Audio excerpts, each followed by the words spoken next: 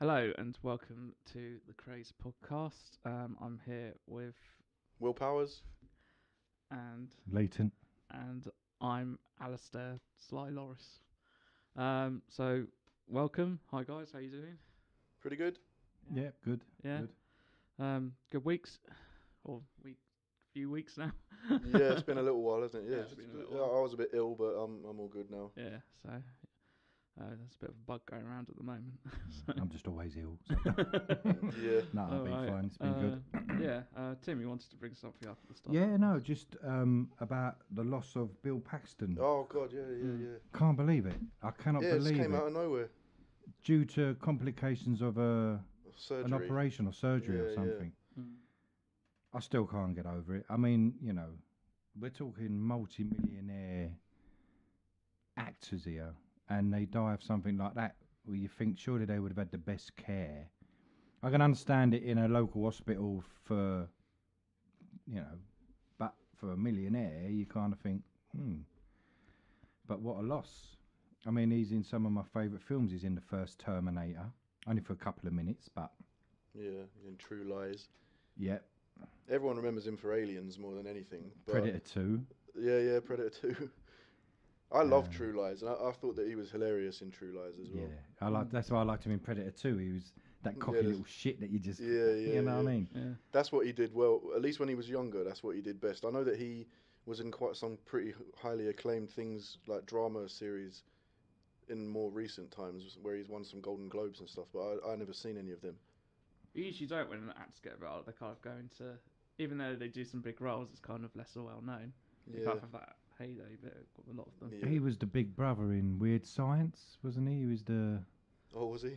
Yeah, I'm positive he was, but just a loss, I mean, I would like everybody, as we've spoken before, I loved Titanic, but it was just all the other films that he was in as well, that you just think, unbelievable, can't believe it.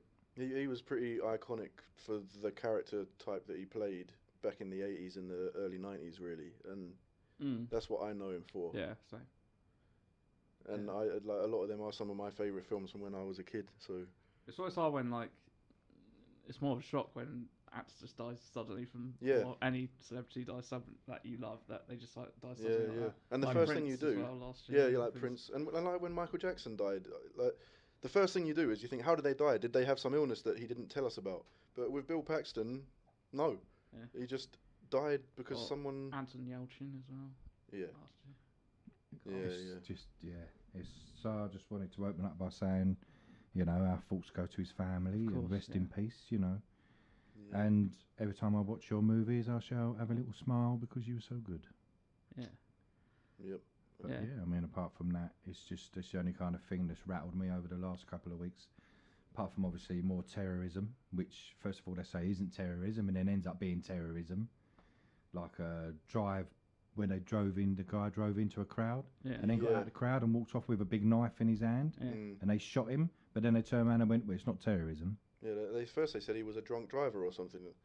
But But how can it not be terrorism? That's what I don't understand. He's driven into a crowd to kill people and he's got out with a knife. Yeah. You are terrorising people. So I think terrorists have to have some either political or religious motivation for doing what they do. But then ISIS claimed it. ISIS claim everything. But that's that the happens, thing. but Yeah, that's the thing. Yeah, you just never know now. Well, there was the horrific terrorist attack that Donald Trump mentioned that happened in Sweden, where actually nothing happened. Yeah. But that was pretty funny. That guy has verbal diarrhea. Yeah. He just he speaks about too much, really. Yeah. And just the amount of stuff that isn't true, he just kind of keeps on talking. It's like, don't go off what you know, please, because Yeah. But you didn't start to- stuff happen in Sweden? There was... No, there was nothing. He alluded to something that he thought happened on a specific night, and he mentioned that specific, like he said last night or something. But all the people in Sweden were like, "What?" And everyone started looking on Twitter, and it became a trending hashtag on Twitter. Last night in Sweden, and it was all just completely nothing. I think what had happened was that he saw some kind of news story. That's what happens in his Yeah, government Yeah, at the moment. another president wouldn't make a statement based on something they think they saw while they were briefly looking at a news story. Because there was also that other one. It was I can't remember. It was a massacre that they just made up, or one of the representatives had made up, and they keep on, once they made it up and it was wrong, they still kept on mentioning it. Yeah. It's a bit like no, but that's not true. You've mentioned something that didn't happen. You've made something up. Fine. If you probably can find references to things that are going on, but do references to things that happened. Don't make something up and spout it like it's truth and that it happened. Yeah. Especially these days, because people could just go, "No, there's no evidence of that. What are you talking can just about?" straight away look it up. The thing is, again, it's no, for me, no comment on whether or not Donald Trump is a good president or anything. It's just he clearly has got a habit of saying silly things that he shouldn't say. And sometimes it's quite endearing, and sometimes it's quite you sort of go, yeah, like he says things about the media and he challenges people, but sometimes it's just nonsense and he makes himself look like a clown. Yeah, I think that is a little bit of an issue, really. Yeah. But no one's going to be able to rein him in, so he'll do what he wants. I don't know. The thing is that they're I think a lot of people, civilians, have woken up in America to the bullshit, even though there was bullshit going on before with the Democrats and things like that's been going. It's just that it's built up to the point, and Donald Trump does it so unashamedly that people have gone, wait, this is utter bullshit that you're doing, because the other presidents like Obama and things, he did bullshit as well, but he just did it underhanded. While Trump's just out there so much that people just go, no, like this is bullshit. Like the single payer option as well. Like he promised that in his campaign for healthcare and things. Like he promised it, and now they're taking it away with nothing to replace it with Obamacare. They're taking Obamacare, nothing to replace it. And I don't know if you've seen all the videos and things, but there's loads of videos out there of people going to their constituents, and people going to their representatives in government, and the constituents going there and filling up the town halls and things, and just shouting at them and going, no, you can't take it away. Like, it's unprecedented in America. People have been not paying attention, and now they are paying attention. And they're trying to take away something that helps them for healthcare and things and doesn't bankrupt them and gives them some insurance where otherwise they wouldn't be insured, and not replacing it with something else. And they're going, well, no, because this thing saved my life. You can't say it's bad because it saved my life, because I wouldn't have had cover before. Yeah. And now I have cover, and now you're wanting to take that away. That's the thing, is once you give people that option and it's shown that it can be done, you can't just take it away, because people go, no. And he did say that he would as soon as, on the same day that he takes it away, he would replace it with... And they're not. They've got no plan in place. No. And they keep on spouting these options, like...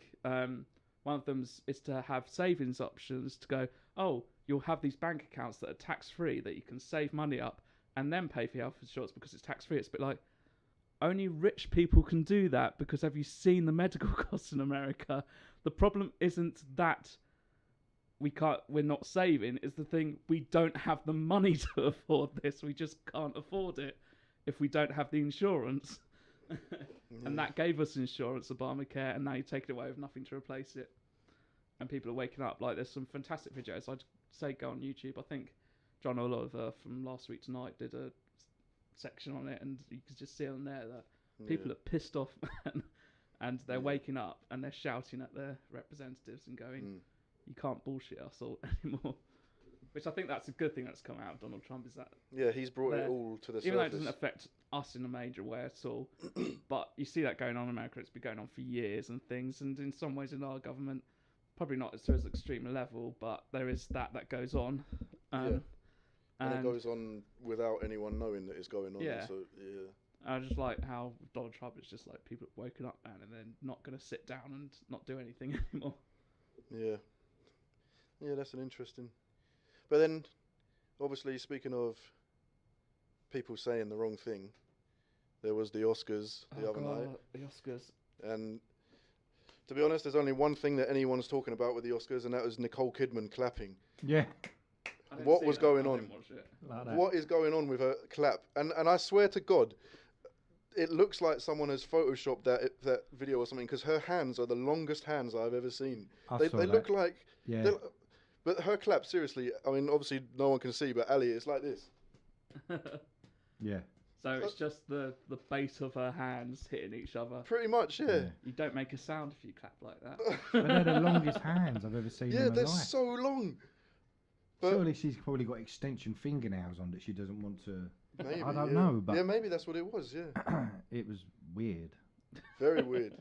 That's the only thing that anyone's talking about to do with the Oscars. Yeah, that's the only thing. Just Nicole Kidman's Just clap. Nicole Kidman's clap. Oh, and also Not Best Picture. no, not that. I can't even remember what happened with that. Oh, I don't know. Something about the wrong person getting announced. I don't know. It's Yeah. a minor thing, wasn't it? It was a cringy moment, that was, but it was hilarious. I was saying to you guys earlier before the podcast that why didn't he did the wrong thing there. He did totally the wrong thing there because he knew that it was wrong. Warren Beatty, you're talking about. Warren yeah. Beatty. Yeah, Yeah. He saw it. He knew it was wrong. You could tell that he was like, "This is not right." Yeah. Don't just pass it over to the person next to you so that they'll just shout it Yeah. out because they think that you're joking and having a joke around by Well, pausing it for they've too said long. did he do it by, or did he just push her under a bus? Yeah, Yeah, pretty much. exactly. You know Yeah. what I mean? You make the Yeah, mistake. you take this one. You know what I mean? There was talk at one point that maybe it was Leonardo DiCaprio's fault. Yeah, But it wasn't. It wasn't. No, that was cleared up. What was today. that one? I haven't heard that. They were saying that he read out something before, and that he put the card back in the envelope, and that created some confusion with the no, but cards. it's come out that they actually do duplicate cards and Yeah, things, and they think that exactly, the yeah. duplicate got put in the envelope. Yeah, And it one- wasn't it. Emma Stone said, "I had my card with me. I Yeah, was she holding had it, my card all but the there time." was a duplicate one, and that's what the guy picked up. Yeah, And one guy has been named and shamed for it. I'll be back in a second to but tell you. it what was was. it was the company, one of the people at Yeah, the company. it was an that account, does it. the accountants does it when company it or something. counts, Yeah. But it's an accountancy firm that kind of run all that, which kind of shows you what the Oscars really are. Yeah. Yeah. Well, yeah. I don't know. it's What well did you known. guys think of some of the awards? I mean, I don't get why Suicide Squad got best makeup design. That's what, because now everyone's making all the jokes about Suicide Squad got more Oscars than like the Thin Red Line or. I didn't watch the Oscars. I haven't seen any of it. I'm not interested I at don't all. watch them either. I need to pay attention for when it goes wrong because that's the only. Or Yeah. if there's a comedian who will roast the crap out of the people there, and it might be worth a funny watch. I think also this year, I don't know what it is, but Jimmy Crimble? What's his name? Jimmy Fallon. Fallon, that's him. I can't stand him for some Oh, reason. he went. See, because you're He's a the Matt most- Damon fan, he went in on Matt Damon. It's boring when they do a really safe person as Yeah. the presenter. Yeah, As the when host. Ricky Gervais hosted Golden Globes, that was Oh, a that's classic brilliant. one. Yeah, And when Seth MacFarlane did the Oscars. yeah, yeah. That was brilliant. Like his little song number was fucking fantastic. We saw your boobs. The guy was the Price Waterhouse Coopers accountant, Brian Cullinan. He was the one who was responsible for the mix-up. Yeah. Yeah. So I didn't see any of it. well done, so. Cullinan. That was like the most talked about moment from the whole Oscars, and it was just down to someone's fuck up. Has anyone seen the movie that won it? No, I haven't seen that. Moonlight, movie. have you seen it? I've not seen Moonlight, but I've seen stuff about it, and it does look very good. I've not even seen La La Land. I've seen La La Land. I thought it was a good movie. I enjoyed it. It's quite smart what they do in it, in terms of why they did it musical and the kind of themes that they run through it. Like, there's a reason why it's a musical and things. I thought it was quite interesting. Yeah.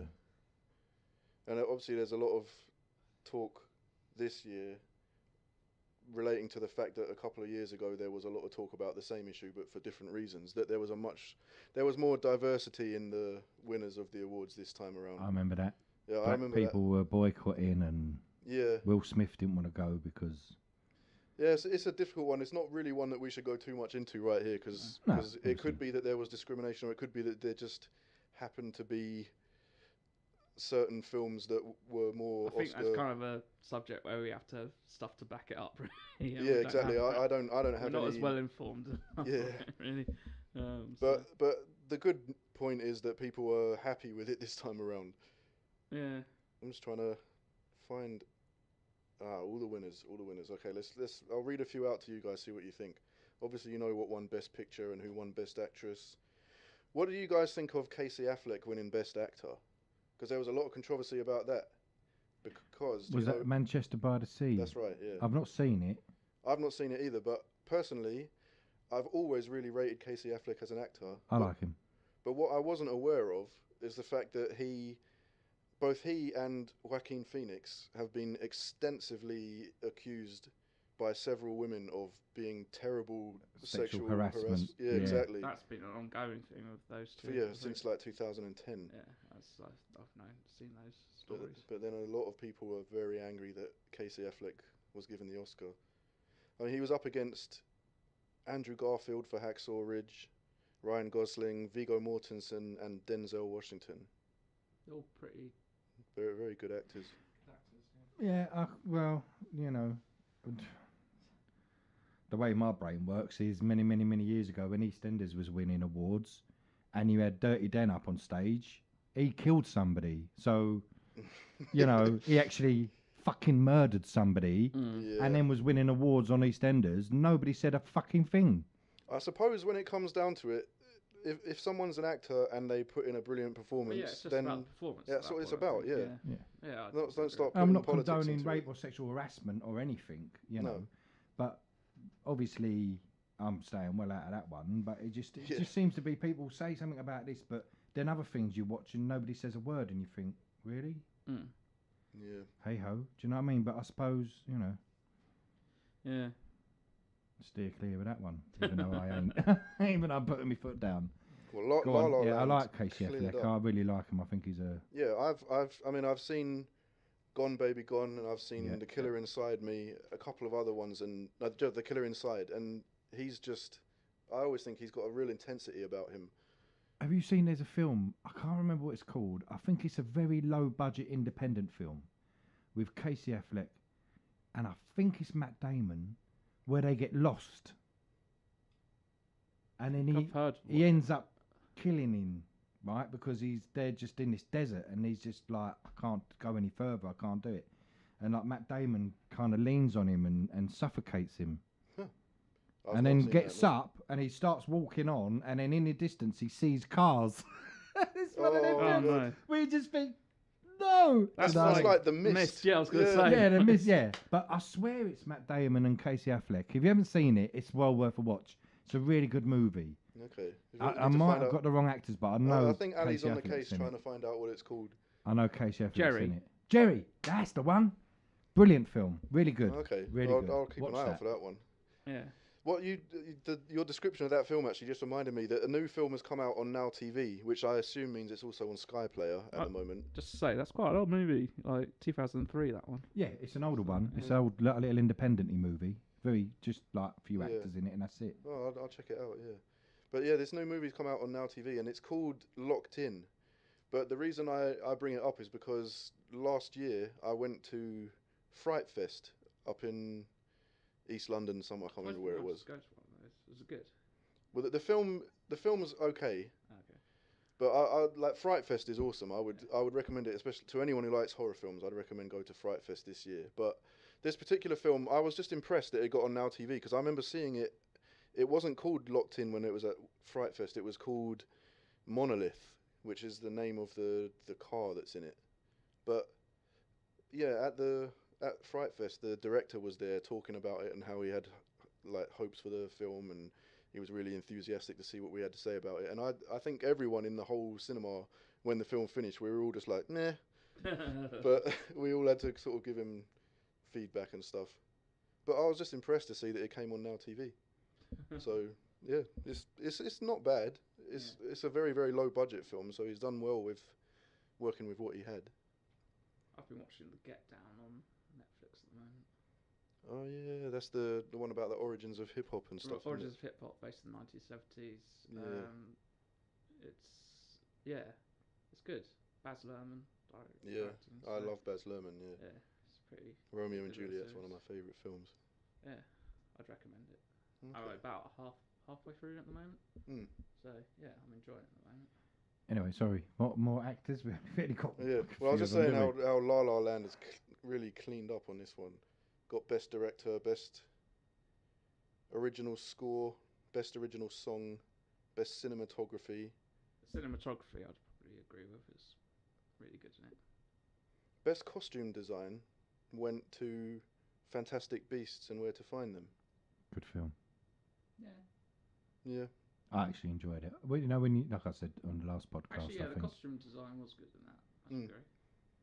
I haven't actually seen Apparently of it's the the films. first Harry Potter film to get an Oscar. That one. Oh. Harry Potter Really? universe movies get an it was. Oscar. Yeah, None of the, I none mean, of the other 8 got. like I said That's on the other interesting. podcast, I was dreading it, thinking, "Oh, here we go." You know what I mean? Just keep your mouth shut because you're with a bird and you got to watch it. Yeah. And then, like halfway through, I was thinking, "Wow, I really funny. like It's this. I funny. really do like it's, it." It's an enjoyable movie. Yeah, It's good. just a good laugh. You get into it, kind of thing. And I'm It's not not even that a serious Harry either. Red. What's his name? Not Harry Redman. Harry Redknapp? What? Yeah. Yeah. Soldier, I'm the worst with fucking names. I don't even know my own name sometimes, and I spell it wrong. Harry Potter. Yeah. No, you know the actor, Oh, Eddie Redmayne. Eddie Redmayne. What's it? Ed. Oh, God. Yeah, see, He's got a him. weird Yeah, name. yeah. isn't he? Him. I'm not a fan of his, but I enjoyed it even though he's in it. Yeah. Well, that got best costume design. Best makeup and hairstyling went to Suicide Squad, which Hairstyling, possibly. I could see where they get that, but. well, Star Trek Beyond was up there, and a lot of people were posting things where you see one person like made up to look like an alien thing, and it was this really spectacular makeup, and then next to it you see Actually, yeah. yeah. Star Trek Beyond. But then you see what's her name dressed up as Harley Quinn, with her makeup and her pink and blue. But it's just kind of extreme makeup in that, rather than with like Star Trek, like the subtlety of kind of making the face of the thing look alien-like, but Yeah. kind of natural as well. So Yeah, it kind of absolutely. fits in it on the camera. Like that's really hard to do, Yeah. and so I'll probably think that's a better choice. But hey. Well, as we were all, did you Hey, watch it's all about Arrival money. yet, Tim? I have seen Arrival. Yeah. I Yes. watched it. Yes. Because Oh, we Arrival, can talk about Arrival that. did I'd get love to itself talk an about Oscar, that. That movie's Yeah. fantastic. I but watched it only won best sound editing. The sound is good in it. Sound is good. I Like the aliens and things in it. Have you seen? What do you think of it, Tim? I liked it. It wasn't what I was expected because I had to stop watching it halfway through. Well, I didn't. It weren't halfway through.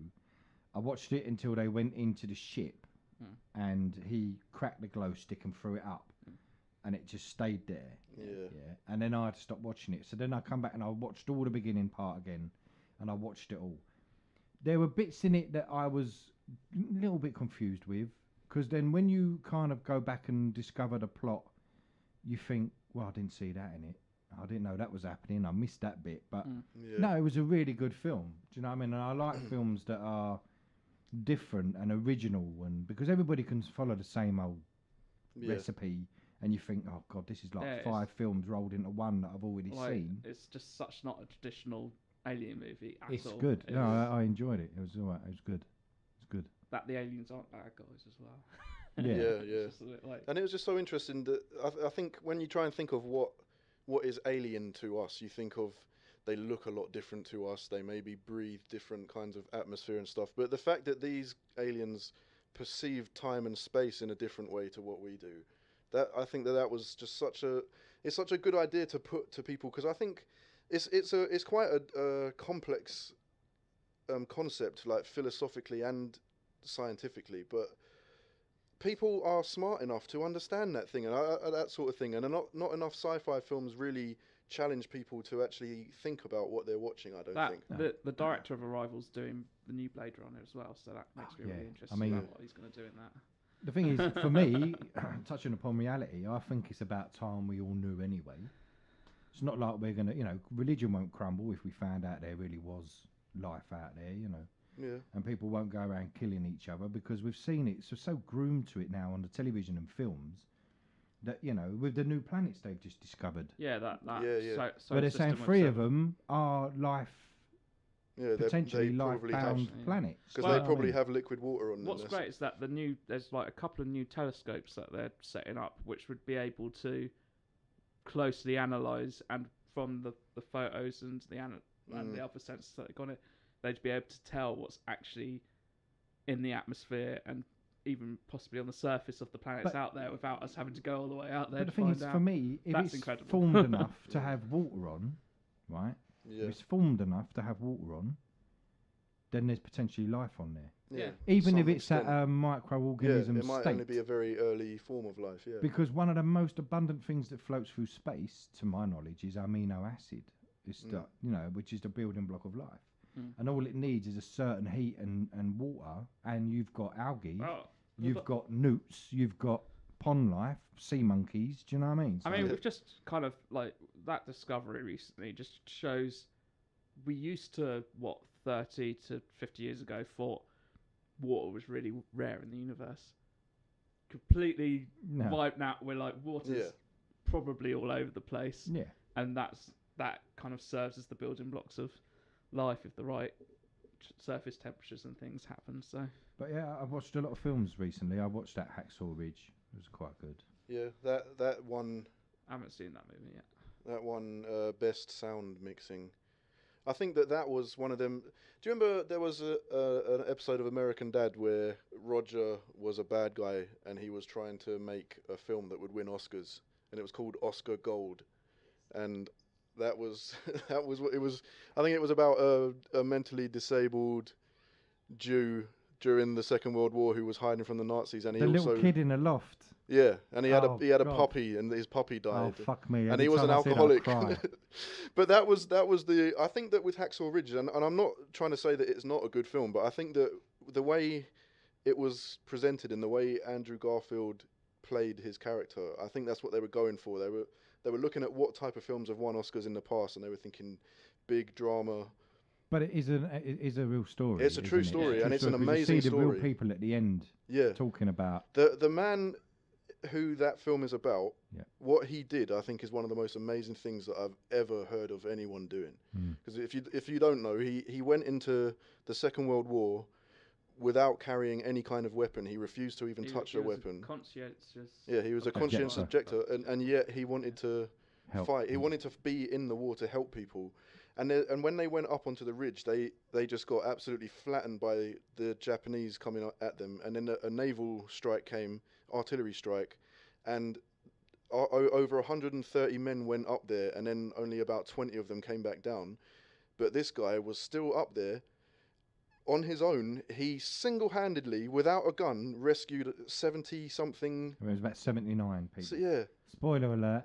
No, but it is a great story. I mean, it's history. He saved 79 people. I think 79 people. Single-handedly. And he was... on his own. He was dragging them across the battlefield with Japanese soldiers patrolling, trying to kill off any stragglers, and then lowering them down a fucking cliff on a rope.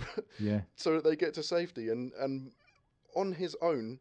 And in the film, and I don't know how true it is, but he even rescued a Japanese guy that he came across who was wounded. I believe it was 5 Japanese soldiers. Oh yeah, because he started lowering them. Lowered them down, but then the other soldiers killed him because they didn't like the Japanese, which was fair enough. That's all the proper guy. It was actually, I believe it was 5.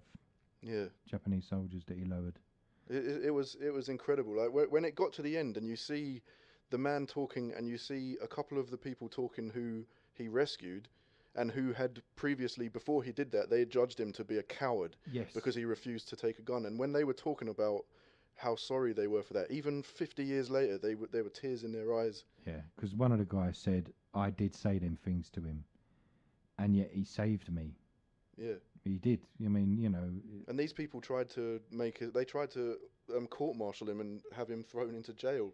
The only thing I found hard to watch the film was Vince Vaughn playing a straight part. Well, no, he wasn't though. He because was still funny, he still put his humour into it. Yeah. And you're kind of thinking, I really want to laugh and smile, but I know this is going to get bad. When he was talking to them, I loved how when he was like insulting everyone, and Andrew Garfield kept laughing, and then he's like, "What's funny, maggot?"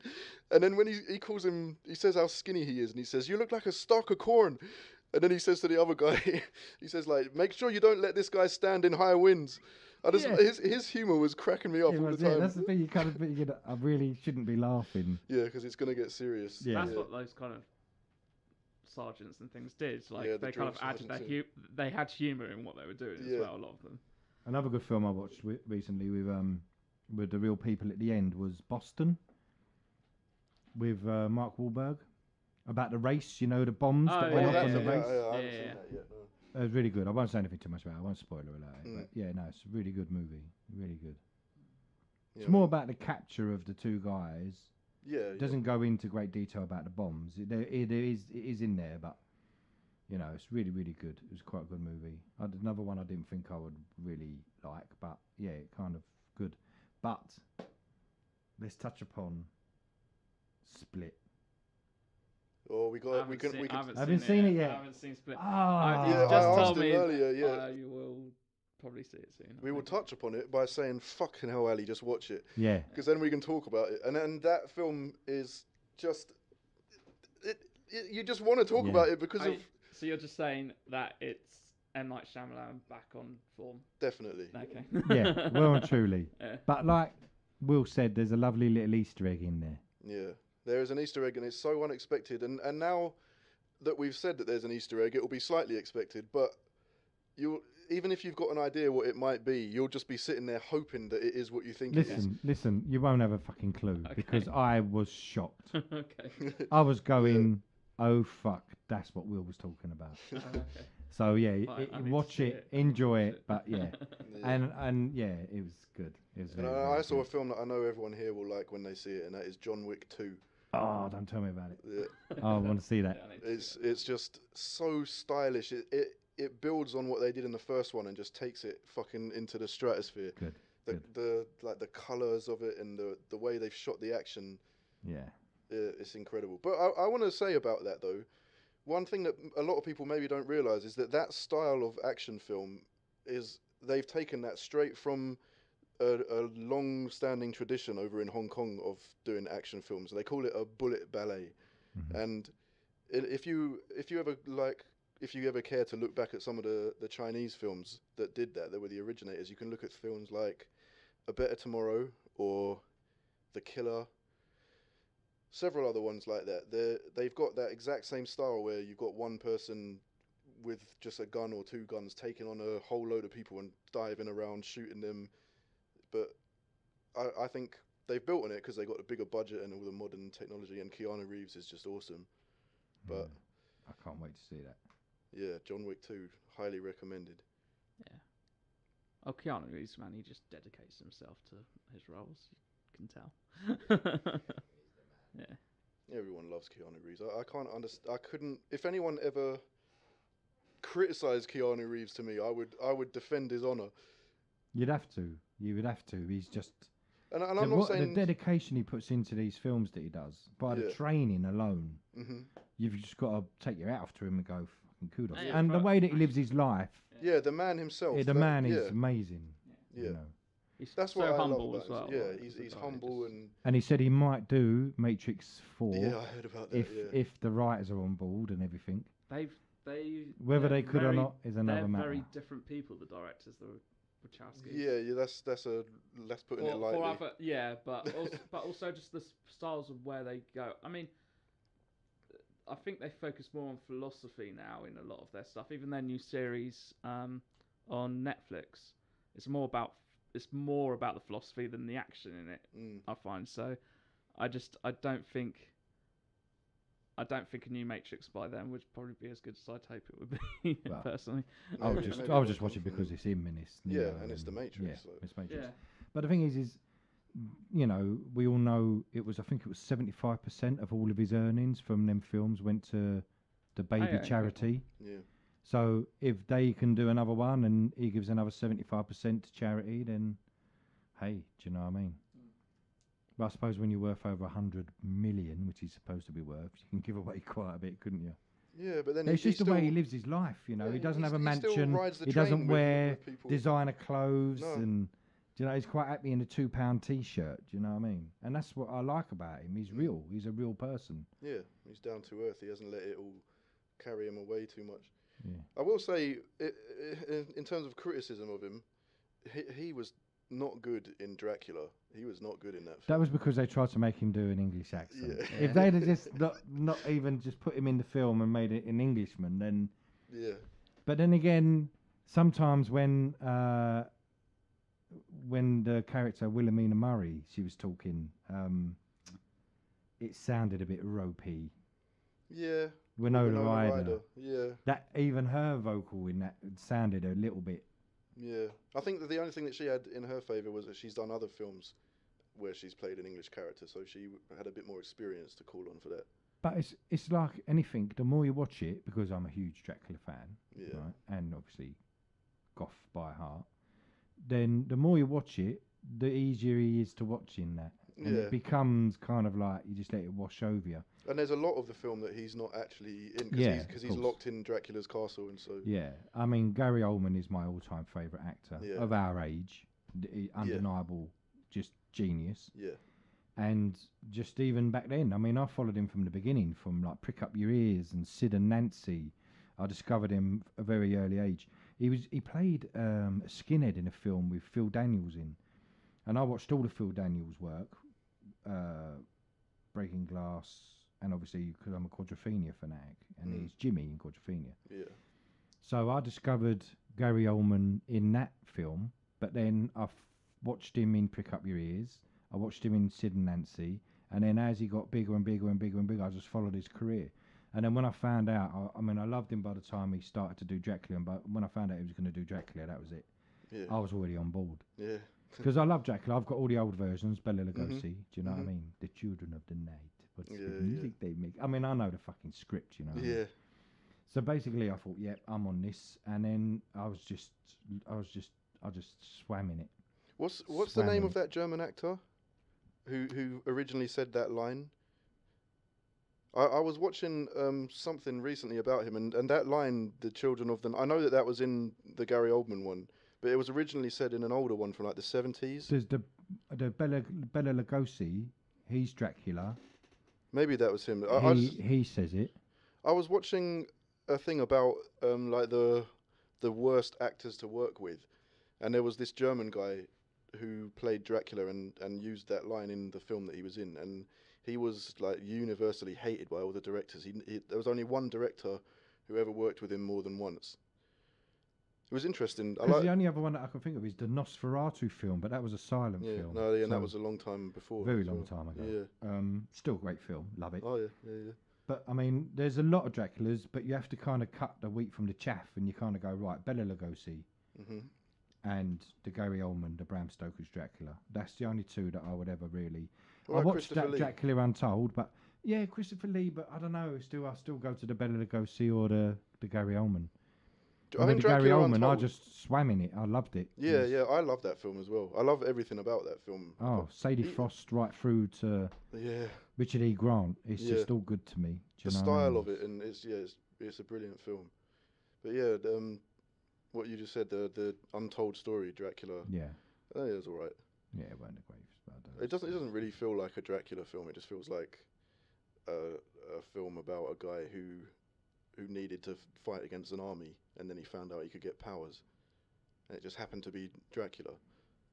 One thing I got to admit, watching all my films at the moment, if I picked up this unhealthy addiction to Michael Fassbender. I watched Jonah Hex, and then afterwards, for some unknown Is reason, Michael Fassbender in Jonah Hex? I don't. he's the guy, the Irish guy with all the tattoos. Oh yeah, yeah, yeah. And He does then some and then I watched strange role. yeah. I watched Macbeth. Yeah, Oh, Macbeth. Macbeth. That film is so. Then I watched freaking Frank dark. because you Yeah, mentioned Frank. Frank. I love that It's- film. And then that led on to me Frank's watching right. Slow West. I haven't seen Slow No, West. and I just at the moment it's like every film I seem to watch has got him in it, like because he plays Magneto in In X-Men, yeah. X-Men. You watched Legion at all? No, I haven't actually, but I saw that it was there, and I didn't know that was going to be made. Because Legion, I know all about Legion because I used to read the comics. It's good.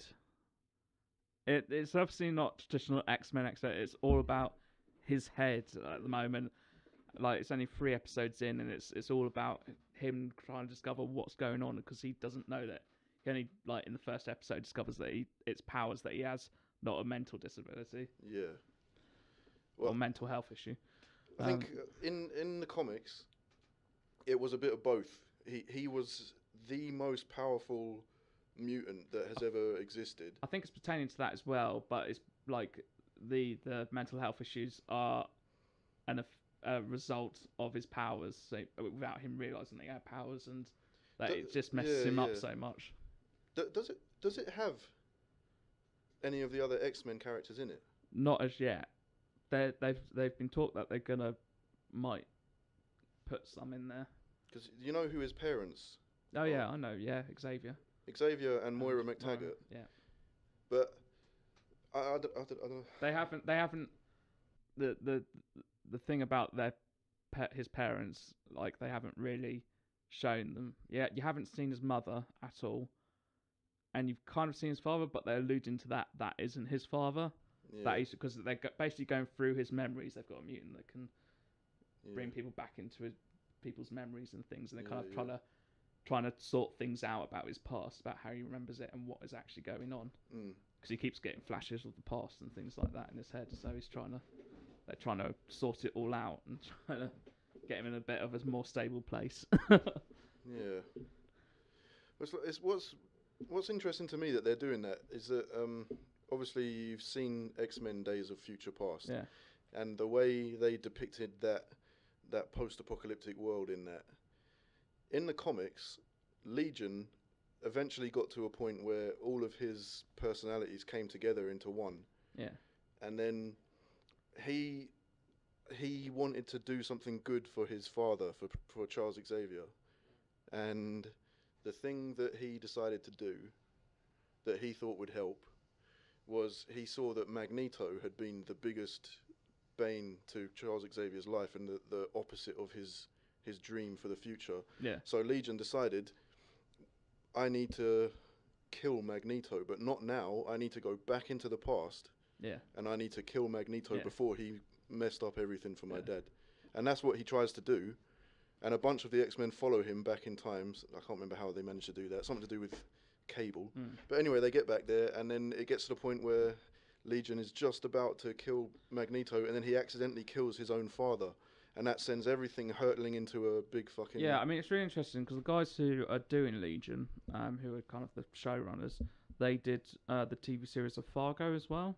Oh, yeah. And if you've watched that, it doesn't actually follow Fargo. They kind of go a completely different way with it. Yeah, yeah. But it's kind of, it feels familiar enough that it's in the world. So yeah, I think they take the creative freedom to not go in the same direction that's come before and discover something new. But also it's really different because it has kind of some cool shots and things and some action moments, but it's all about kind of the unfamiliar, and it's kind of really uncomfortable and claustrophobic, like kind of constantly throughout it at the moment, because the way that time isn't, you don't know whether you're in the same time or whether it's all, because they're slowly discovering what's going on with him and things, and that they kind of really make it so that the audience are just as confused as he is, and so they've shot it really well, I think. Like they're trying to, your grounded in the world is Legion, like they focused it on Legion,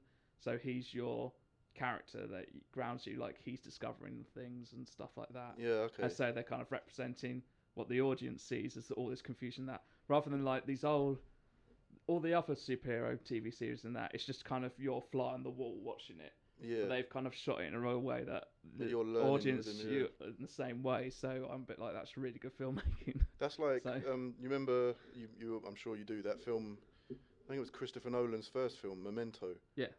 Oh yeah, it's kind of the same way. Yeah. Yeah, because that's what was the most mind-blowing thing about that film, that he didn't know what had happened before. And the audience has to kind of figure it out at the same time as he does. Exactly, we learn at the same time that he does, Yeah. But yeah, it's kind of shot like that, so you're on the same ride as the main character, which that's I think interesting. some good filmmaking generally. Yeah. It's not like just a TV series where it's, as I said, just fly on the wall and you're watching these superheroes just do crazy things. You've got a grounding point. Yeah. Which is good storytelling, in my opinion, that you've got a grounding point that the audience is following the same way. Yeah, so at the moment, I just need to kind of stop watching Michael Fassbender films. Just don't watch Assassin's Creed, from what I've I've heard. watched it. Have you? Oh, yeah, that's what I'm talking about. I can't stop watching these films. It's kind of like, what did you think of it? I haven't watched it, by the way, but I've never terrible played the things. game because I stopped gaming many, many, many, many years ago before the first one come out.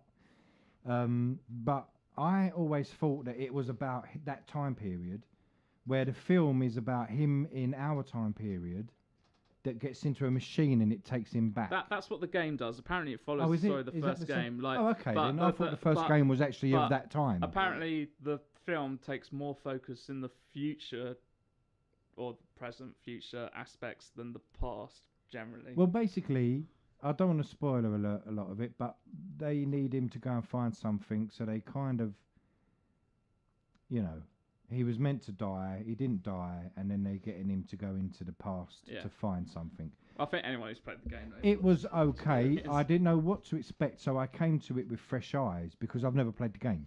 Yeah. So I don't know what it's all about. This is why I want to hear your opinion because I've played the games. It's like what Duncan Jones said about that film. You know, you don't have to Warcraft. You don't have to be a fan to enjoy it. I came to it with fresh eyes, just as a fantasy film, and it was okay. It was good. I think if anything, being a fan is probably going to make you enjoy it less. I think so as well, because from what I've heard, there's moments in it where it's like wink, wink from the game, kind of like there's one line from what I've heard where they literally like he does the leap of faith, and then the character in the future world goes. The leap of faith, and it like I think if you're a fan, you'd go, "Oh, just don't do that." Like they don't do that in the game. Like they don't point it out. They kind of mention it, but go like kind of focusing on it and going, "The leap of faith," going, "Wink, wink, gamers." You know what you're talking about? Yeah, we put that thing in it that you all like. So not knowing the game, I just went with it. You know? So I enjoyed it. I think the actress in that is the same actress that plays his wife in Macbeth. Yes, I think so. It is, And the director's the same director as well. Oh, okay. So, got you. So I heard Marion Cotillard being interviewed about the film when it came out originally. And she's a very intelligent woman. And she made the film sound so deep and meaningful and stuff. So I was really surprised when all the reviews started coming out when it dropped. And I was going to go and see it, and then I heard so much bad stuff about it, I just thought I'm not going to spend money on going to what I've heard as well, like all the past stuff, they've just put a kind of filter over everything, so they've got, because apparently it was actually shot like in Spain and things, so they did these great shots and stuff, but they put a filter over it and smoke everywhere, so you can't actually see any of the shots. Yeah, that's the only thing I noticed about it. It's kind of like murky. Yeah. I don't know if I can describe it. It's murky. Apparently it was the thing about it is that it's creative choice because he's in a machine looking at it, so it's just from his perspective, so he wouldn't see everything. There's no need for that. And it's just a bit like, but you're making these grand shots, you've gone to the location to get these beautiful shots, and then you've just clouded it all over. What are you doing? Do it in a studio then if you're going to do that, because why go to the location for these great shots? I promised myself to finish off me Michael Fassbender stint, I'm going to rewatch The Counselor. Because I watched it a few times. It's all right. I can't remember it that much, apart from the thing around the neck, which is... But yeah, I'm going to rewatch that, and then I'll probably try and stop watching Michael Fassbender films. There's a couple of that are coming into my head that you should watch if you're going to stop. If you just want to watch a couple more, there's one film called Eden Lake, which has got him in, which it's a harrowing ride, but it's a good film. It's sort of a horror. Yep. So Eden Lake, and also what's that film called? I think it's called A Dangerous Method. Yes. Yes, I watched it. Yeah, well, if you like to things like watching Keira Knightley getting spanked. Yep, I watched it. Oh yes, watched that straight on that one. But that was a good film though. It was decent. It was interesting. It was about Sigmund Freud and Carl Jung. Carl Jung, yeah. Yeah, and it had Viggo Mortensen as Sigmund Freud, which was good. Freud, yeah, it was good. I enjoyed that. Yeah. So yeah, I will watch the other one. I'll probably watch one or two more, but that's what I like to do though. I like to discover people like that. Even though I've seen him in films, you'd never really get to know somebody unless you watch their catalogue of work. Yeah. And so I like to kind of go, right, this guy interests me at the moment. I'm going to watch their catalogue of work, which is what I did with, and I can't say this without laughing, because I feel like the fish in American Dad, Shia LaBeouf. Oh, yeah. The way you said it just then just makes me think of that YouTube video that was done where it's dancing about Shia LaBeouf becoming Shia LaBeouf. Yeah. Shia LaBeouf becoming a... No, it's the fish says sometimes I had a baby killer. And it turned out to be Shia LaBeouf. Yeah. Yeah. But, I mean, yeah, I think he's good. I think he's, if they should leave him alone or... I think he's just good. Let him...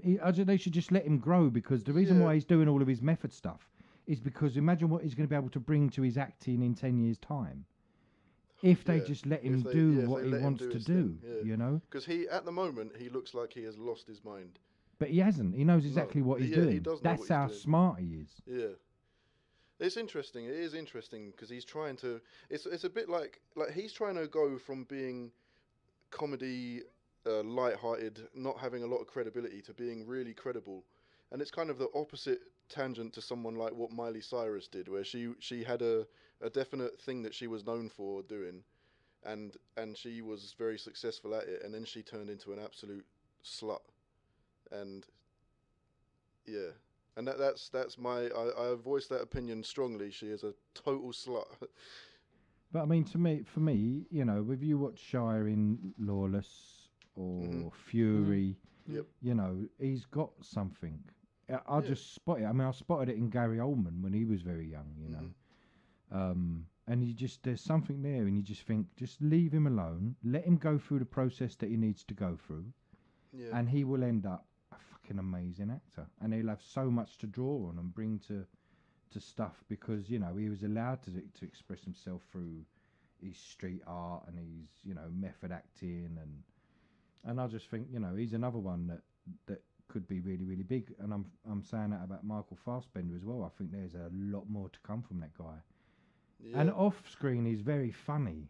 Very funny. Yeah. He's got a real good, quick brain. Yeah, he's got that Irish humour, and he's so good with the banter.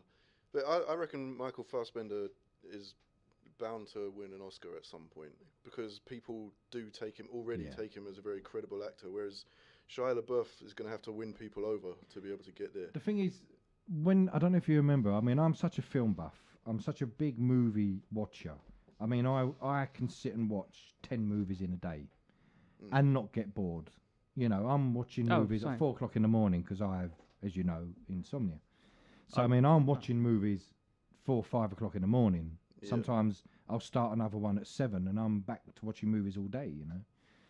And I remember years ago when Joaquin Phoenix turned his back on acting with Casey Affleck.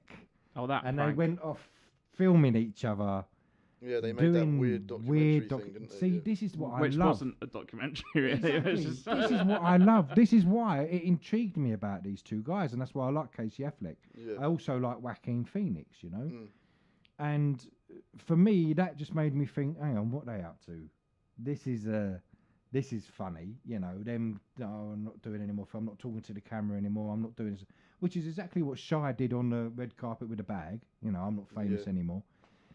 They do it, but then they come back with some great work, you know. And I just think, you know, really with Shia, they should just leave him alone. Okay, he's probably going over the top a little bit with the Trump thing. But then again, you know, that's no different to me from watching some guy in Covent Garden doing his act.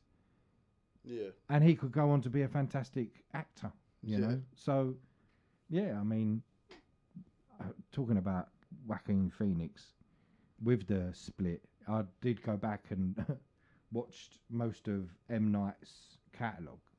Yeah.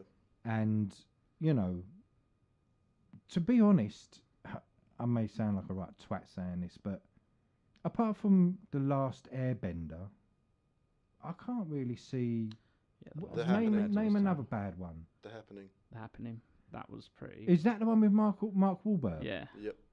I enjoyed that. I'm sorry, I enjoyed that. When I first watched it, I thought it was so stupid that maybe M. Night is doing this on purpose. Maybe it's meant to be tongue-in-cheek. But Have you watched The Lady in Water? I haven't watched it, but I've heard that that's bad as well. Yeah, I've heard that's bad. I haven't seen it. Watched that. Yeah, that's one of. But I mean, I watched quite a few, and I was thinking, this ain't too bad. This ain't too bad. This ain't too bad. Signs, Sixth Sense, Unbreakable. Yeah, Village. They're all right. Yeah. He's done really good films. The Village. The Village. Yeah, Everyone slates The Village. I loved it. We mentioned this last time. We did. Yeah, I think it's great. What about because he wrote Devil as well. Yeah, I like that. Is that where they're all in the lift? Yeah, I like that film. I haven't seen that. And what's the Visit as well? That he was in. Did he direct that? I'm not sure. I'm not sure. I think he did. I think he directed The Visit, because I haven't watched all of that. I've watched about half of it, but then I had to go and do something. Yeah. But I'm going to quickly look it up. Yeah, but I mean, I went on and I watched M. Night's films. There's quite a lot of them, and you know, I like the way he appears in them as well. good. Yeah. I mean, yeah. I like that. I like that. I would Yeah. do that. I mean, yeah. I'd write myself a little bit in my own film. Yeah, You it know what I was. mean? It Who was wouldn't, you written and know? directed by M.Night Shyamalan. So yeah, he also did The Visit. So Okay. we should watch that because I've heard pretty good things about that. Mm. And I've I not don't- watched the Woman in the Water, Lady in Water. I've not seen that one yet. I watched The Last Airbender many years ago, and I didn't even know it was him. To be honest, it was just on television. That I movie couldn't is, get through that film. I know. It's just exposition. Yeah. The whole thing. Yeah. We need to explain every aspect of the story to you in exposition because we don't have enough time to actually Yeah. show you what's supposed to be happening. But also the action as well. It looked like they got this kid who can do martial arts and stuff, and they got all these other actors in, but they said we want you to do everything that you can do, but I want you to do it all really slowly. So you can spin that stick around, but I want you to do it really slowly.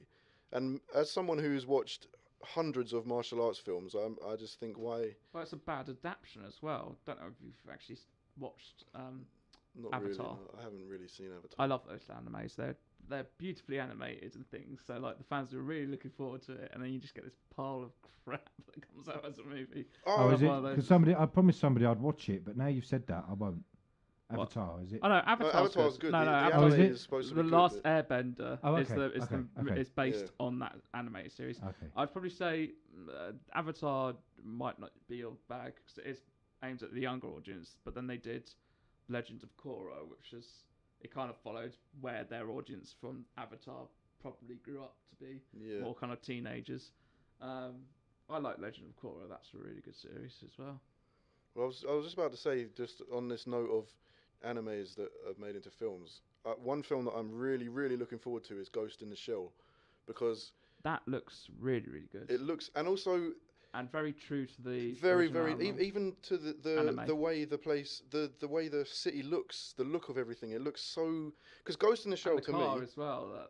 It's yeah, the just like- car it's and, kind and of the 80s clothes look that she car. wears, but anyone who is a fan of The Matrix should watch the original Ghost in the Shell, because I firmly believe that apart from philosophy and Chinese martial arts films, the biggest influence for The Matrix was Ghost in the Shell. Yeah, and it was just a brilliantly animated back in 1995. I think that one was made. Yeah, it's amazingly animated, and the story is so like cerebral. It's really intelligent, and it's so ahead of its time. But I don't know. I'd probably because it's ahead of its time, and it's also very focused in this one world.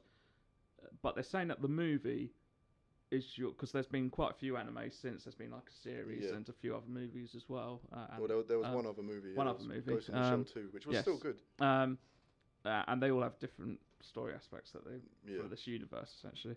But they're saying that the live action movie that they're doing is a good entry point. So if you're not sure about going into an anime and watching it, if you're not into it, watch this. watch the movie because it looks like they're being very true to it. Because have you seen that they also released a shot of the whole literally opening sequence of the movie where she's getting being made, her and body's things, being constructed. and yeah. it just looks like shot for shot. Some of it, it's just a bit like wow. And the looks really music good. as well. They've used, if not the same, very similar kind of music for. Yeah, apparently the creator had a lot of influence in the movie as well. Like they had him. It's always good when you hear like they had a good collaboration in make of that. Actually, sometimes hear it where the creator or the author and things goes, "Yeah, I didn't really have any involvement." You're a bit like, Yeah. "Ooh."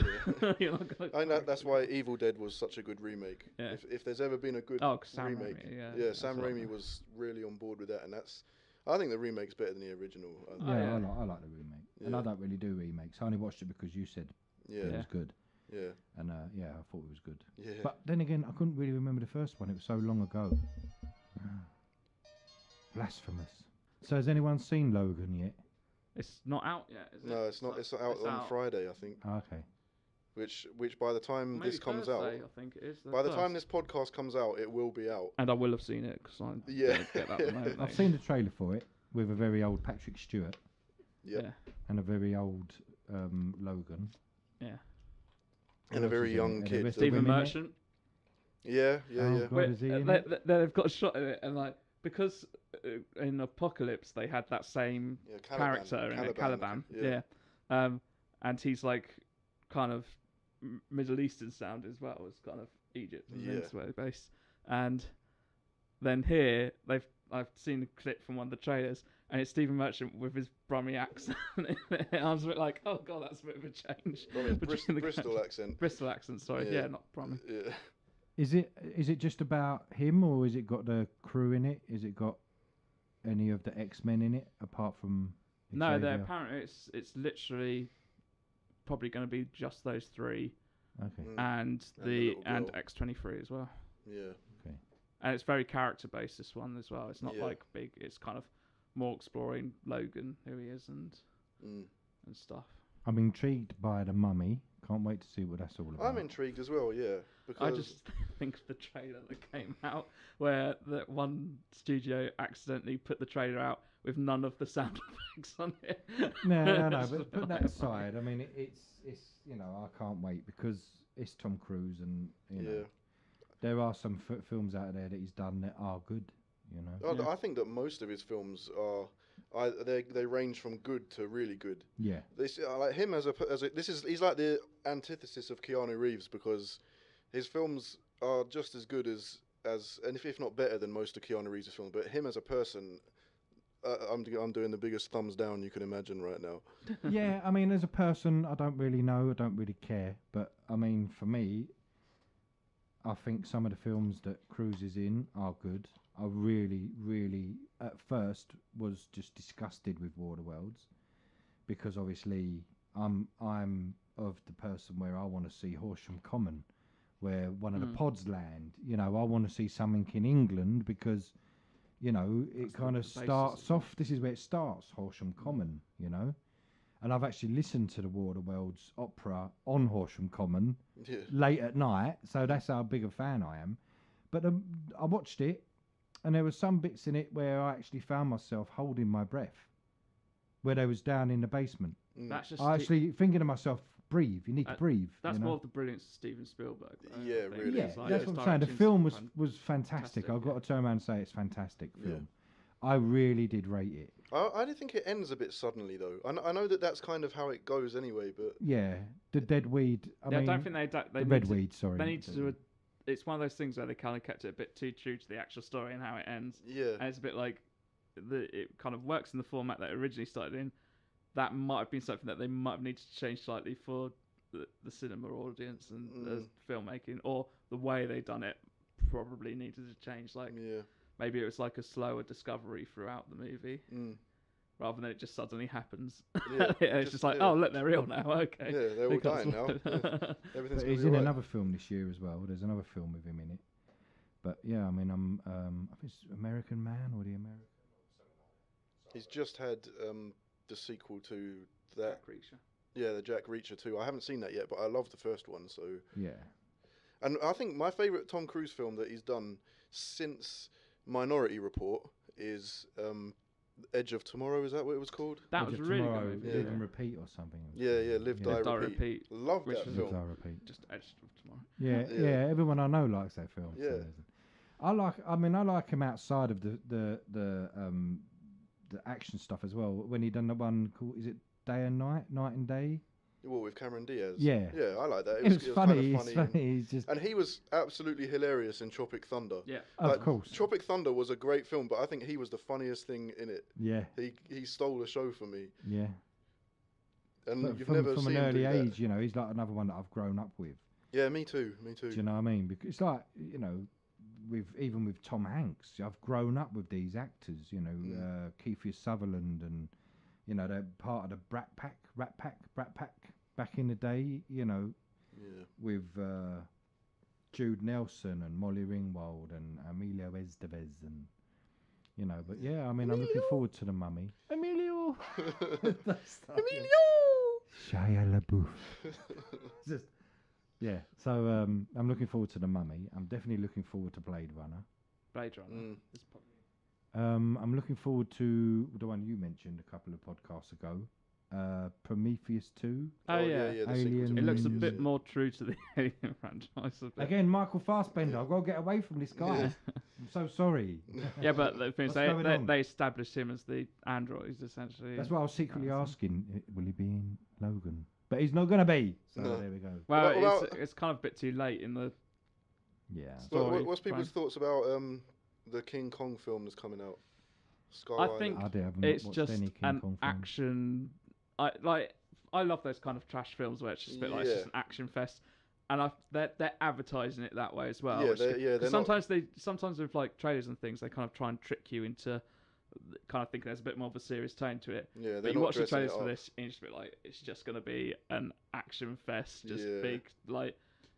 It's going to be silly in moments as well. Like that's why they have that comedian in it. He does a lot of work with Will Ferrell and things. I can't remember what his name is. John C. Reilly.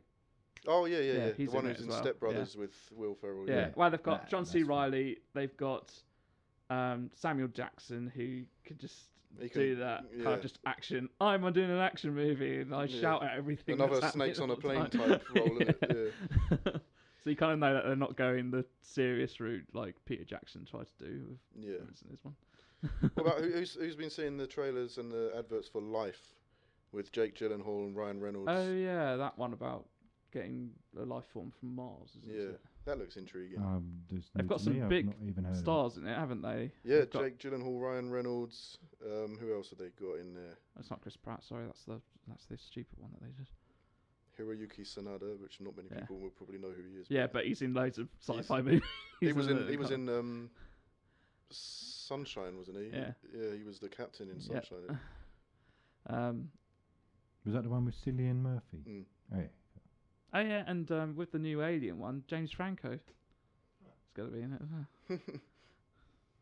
Oh yeah, 127 Hours again. I watched the other day as well. That was on. I was like, what are you thinking? I was like, what's that next one? Sorry. You kind of had a thought moment. Yeah. I was like, what are you thinking about? Yeah, that was another one. Well, I'm just looking at upcoming movies here. We got Danny Boyle, man. I still haven't seen Trainspotting 2. Mm. And there's That's another just coming 4 out as well. coming out. Trainspotting 2, which Trainspotting 2 is out. I was looking at there's the Beauty and the Beast live action, which some people will obviously be excited about. Yeah. As Disney are going around making is all there of their... another Spider-Man or Superman? The thing is, the problem is, what? There is a Spider-Man on Spider-Man Spider-Man, yeah. Homecoming, which is going to be more tied to the Marvel movies now, because they did that deal where they get to combine the universes, and just if they make a Spider-Man movie, Sony keep all the money. If they have Spider-Man in one of the Marvel movies, they keep all the money from that movie. Yeah. But they're allowed to. That's But a good deal. also, the guy who kind of oversees, Kevin Feige, who kind of oversees all of the Marvel stuff, kind of he's got a much stronger producer role in the Spider-Man one. That's why they've got like Robert Downey Jr. in it and things, mentoring him. What else we got? We got the Power Rangers reboot. Guardians of the Galaxy 2. Of course, yeah. The Lost City of Z. Has anyone seen the trailer for that? It's got Charlie Hunnam in it, who, if anyone has watched Sons of Anarchy, you can't watch Charlie Hunnam in anything and not think, oh, it's just Jax in a different film. Like, if you've ever watched Sons of Anarchy, then you know what I'm talking about. No. New Smurfs film? Yeah. Yeah, going to TV, I think it might be a series or a movie, like an original Netflix one. I can't remember what it's called, but it's about if people discovered, like, there was proof that there was an afterlife, and essentially everyone starts committing suicide because of it. It seems really interesting concept. I can't remember what it's called. That sounds like the OA. I know you're probably not talking about the OA, but that sounds like a very similar concept. That's a different one. I can't remember who's in it. There's some big actors in it. That is a big, like when I was doing philosophy at university, that was a big question that's never really been answered, is what would you do if you knew for certain that there was an afterlife and it was better than this life?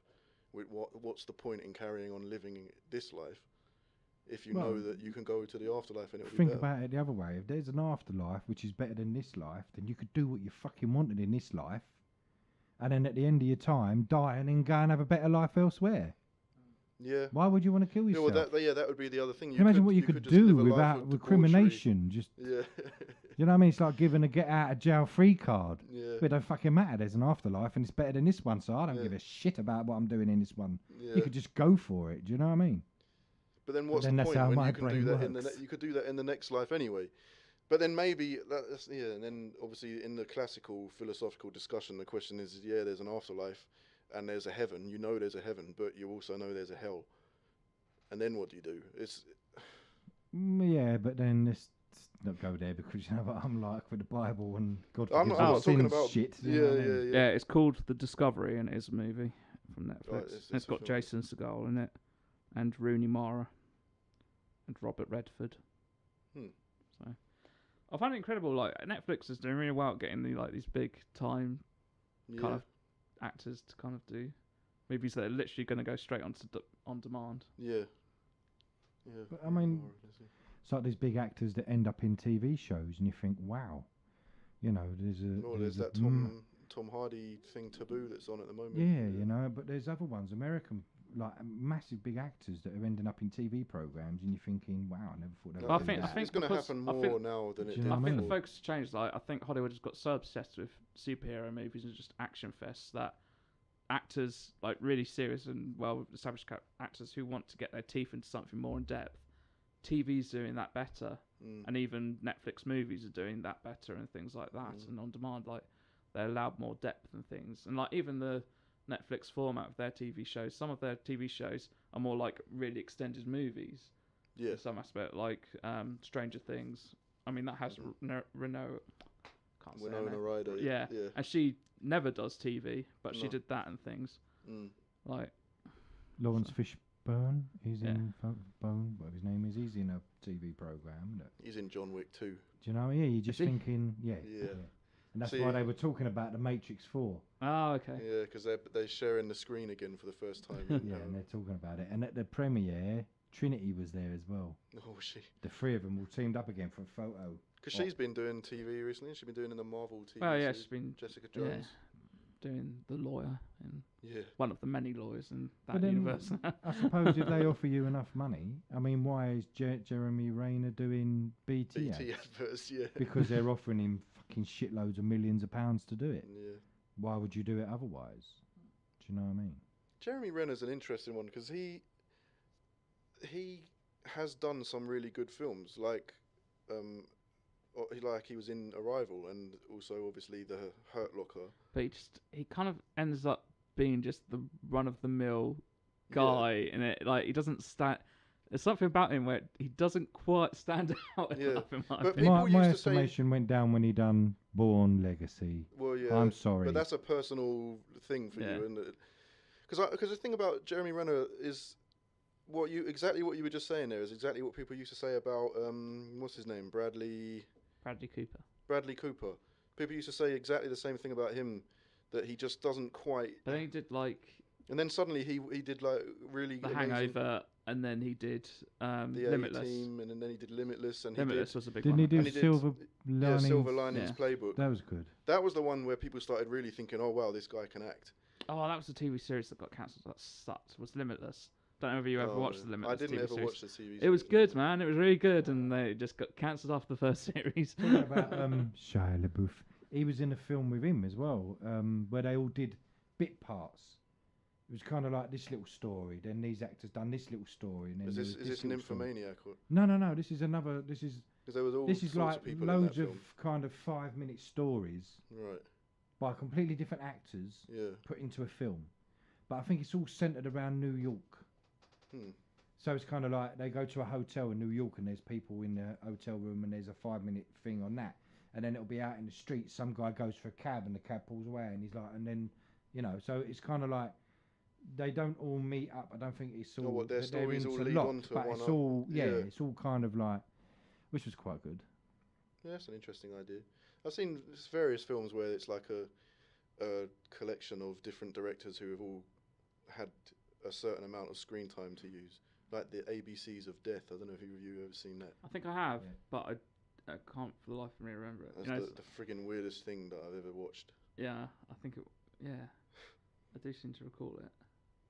I remember there was one story on that was a guy with his granddad, and they were both really weird looking people, and then they obviously didn't get along very well, and then the granddad gets really angry with the son because of the grandson, because the grandson had at some point called him a wanker, and then he attacks the son at the end.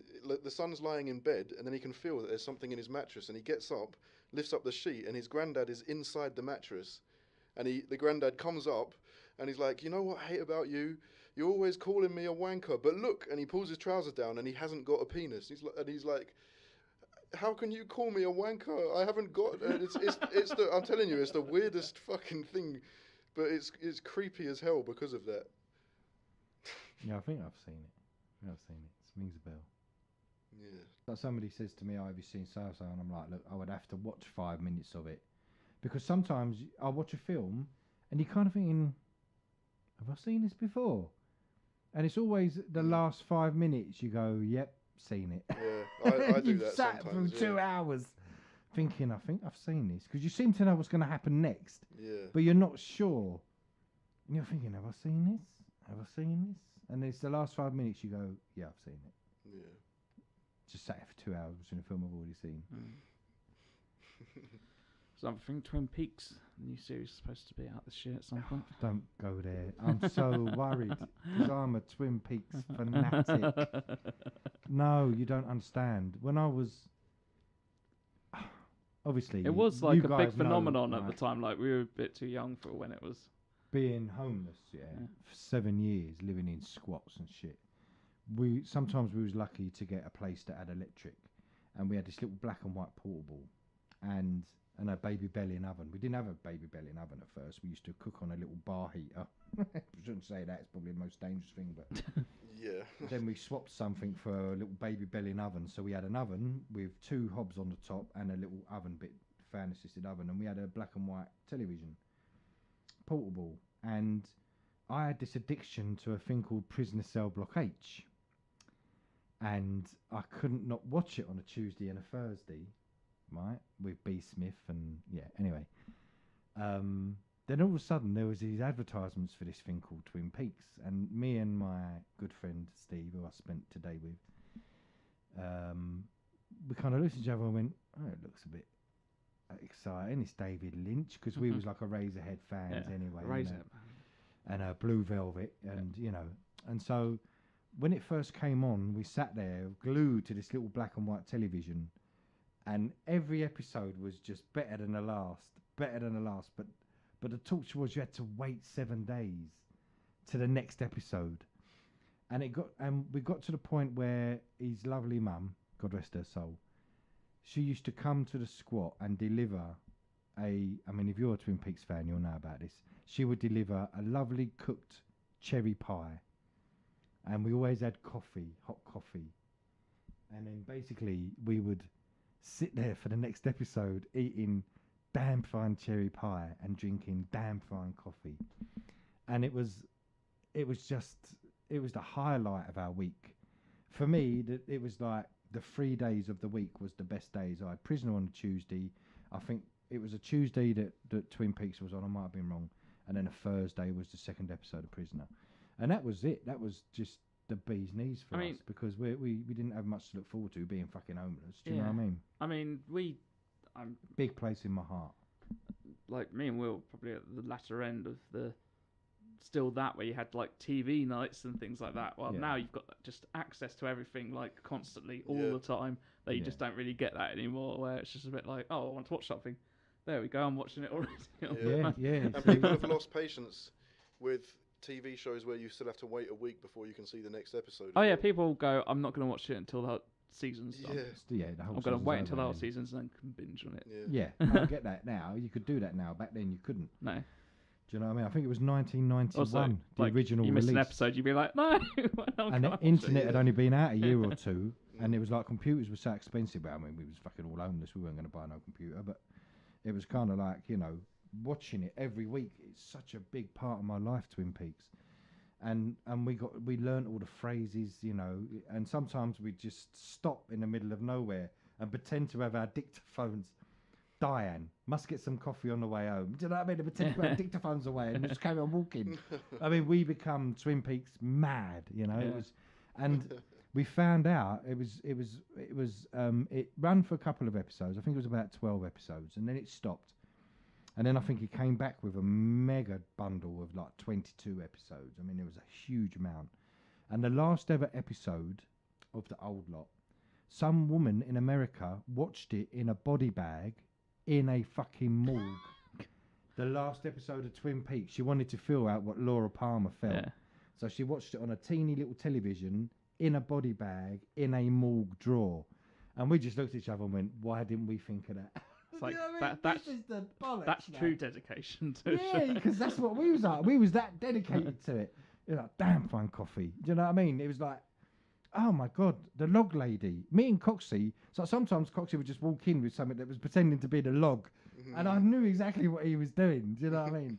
Because it was just fucking brilliant. I mean, it's Twin Peaks. And this is why I understand your caution, because I know that it was a big moment. Twin Peaks was just It was an huge. obsession for people. It was massive. Huge. And unfortunately, it's got that to go against the new season. Like, if it's anything below it, I think people will go, it was okay, and that's the problem. I mean, another thing that I'm worried about is obviously when I was watching the originals, there was lots of chemicals, and now I don't do chemicals. I'm going to be sitting there twiddling my thumbs going, this better fucking work for me, because otherwise I'm going to be gutted. Yeah. Do you know what I mean? Yeah, because you're not going to be experiencing it in the same way. The same way, yeah, Yeah. because, you know, we used to be, so it's kind of like, but it was just brilliant. The first lot was just fucking astounding, and even now when I see one of the actors in something else, you just jump out your chair going, come on, Nadine.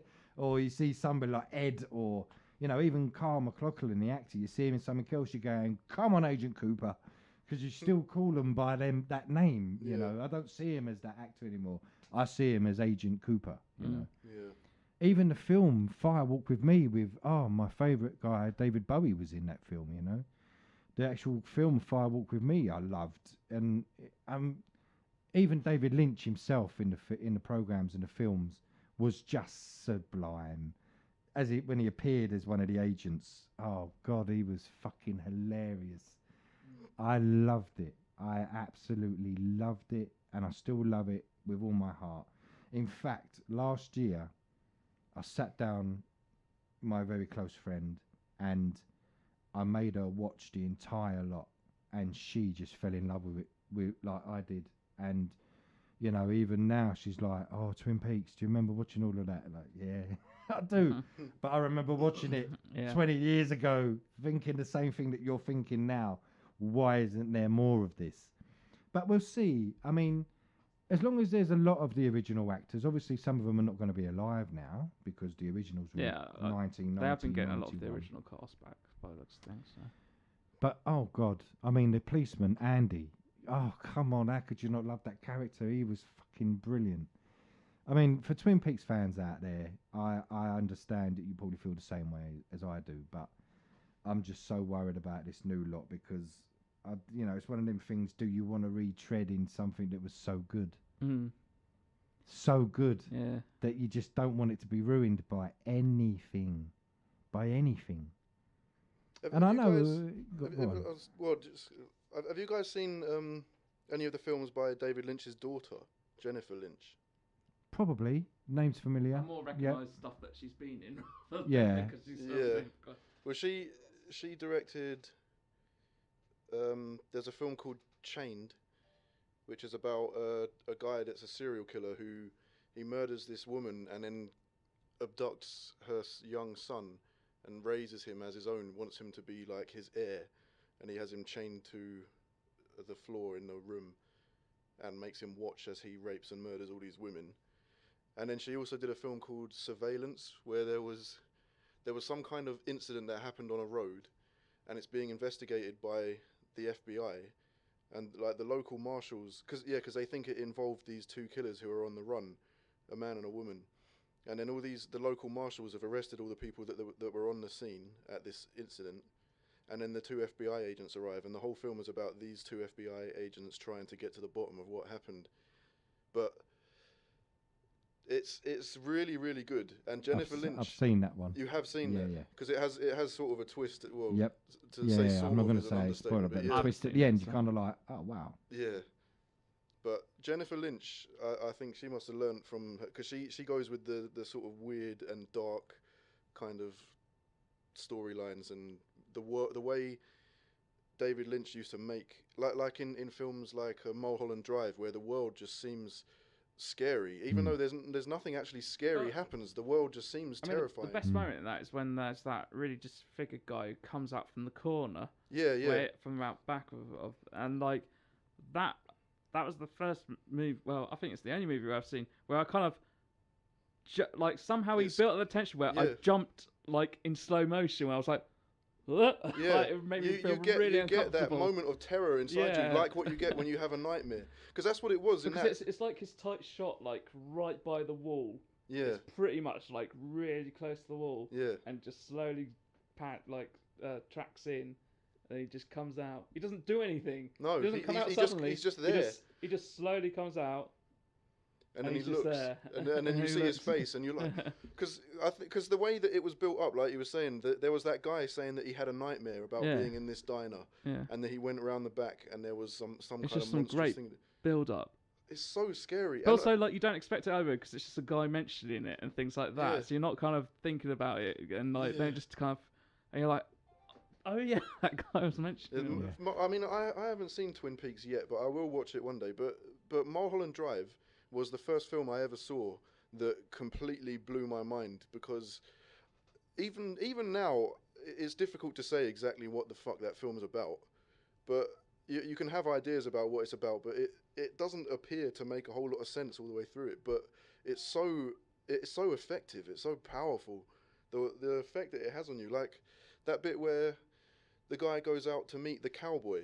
The film director has to go out and meet the cowboy who you don't even really know exactly what this cowboy's role in the filmmaking industry is, but you know that he's a scary guy, and then when you meet him, he doesn't do anything, but he's fucking scary. Yeah, it's just so. He's a masterclass of what, like, I don't see anything else like the stuff that David Lynch makes. Yeah, he gets under your skin. Yeah. You gotta watch it. Just watch Twin Peaks. Just do yourself a favour. Yeah.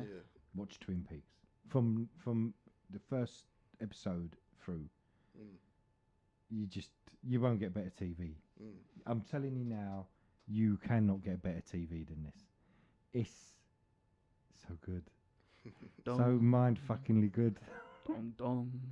Yeah. Down, down, down, down, down, down, down, down. It's just got like just even the beginning credits and the music and oh man, and Bob.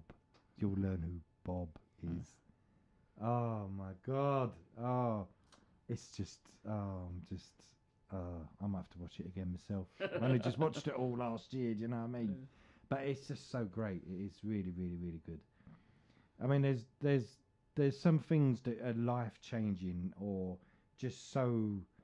I mean, after so many years of being on the streets, and you just kind of you end up kind of helpless, and you're just thinking, oh my god, you know, everyone looks at you like you're dirt, and everyone looks at you like you're scum, and then all of a sudden you got this thing to take your mind off it for that period of time that this episode is on, and you're waiting week in, week out, and then, you know, you get like 12 episodes and it stops for a couple of months, and you're just, oh my god, what are we going to do? What are we going to do for the next couple of months, or until it comes back, or will it come back, you know? And then when it comes back and you know you've got 22 episodes, oh my god, it just gives you that lifeline. It's always going to have such a big place in my heart. And even today, all of the subtleties and just the little sayings are, you know, the drapes. You just got to watch it. Just watch it. Just watch it. It's just amazing. It's absolutely amazing. And some of it is toe cringing, right? Where you think, oh god, no, they're going to sing. But it's not what you think it is. But it is. Some of it is toe cringing. Some of it is just, what the fuck am I watching? But then other bits of it is, yes. Fucking yes. Do you know what I mean? Oh, I love this. I love it. I love it. And I just hope the new stuff is if it's even halfway like it was in the original, it's going to be good and palatable. Yeah. But we shall see. David Lynch is fucking brilliant. I think David Lynch might be a good place to stop. Yeah, we can call it there. So, thank you very much. We'll see you next time. Well, not see you, probably. You'll listen to us, so thank you.